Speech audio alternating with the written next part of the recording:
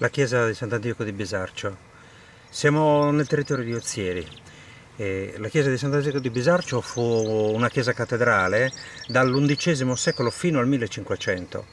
Questo edificio, costruito in pietra locale, cioè in tracchitte, si possono individuare tre diverse fasi costruttive: una prima del 1090, una seconda intorno al 1150-1160 ed una terza verso il 1190. Nell'undicesimo secolo un incendio distrusse la chiesa. Nella sua ricostruzione, la nuova cattedrale, si venne aggiunto un portico sulla prima facciata ed ora possiamo osservare una facciata che nasconde completamente la prima.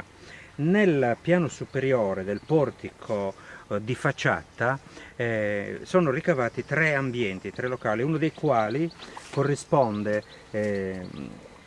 con la finestrella della prima facciata che guarda dentro verso la chiesa, da cui pare che il vescovo assistesse alle funzioni religiose senza essere visto dal popolo che stava nelle navate della chiesa.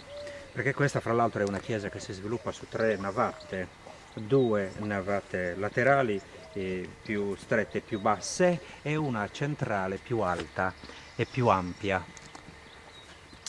Ma è strano questo campanile esterno alla Il chiesa. campanile esterno staccato dalla chiesa a pianta quadrangolare è tipico delle chiese romaniche.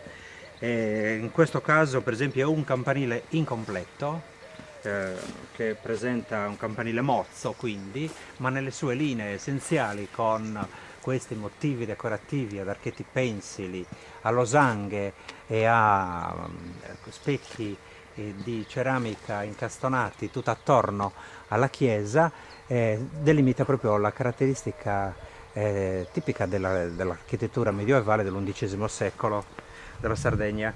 In questa chiesa operarono anche appunto diverse maestranze, tra le quali quelle di cultura araba o francese, che arricchiscono soprattutto nella facciata di elementi decorativi minuti, così ispirati agli elementi geometrici da apparire orientalizzanti.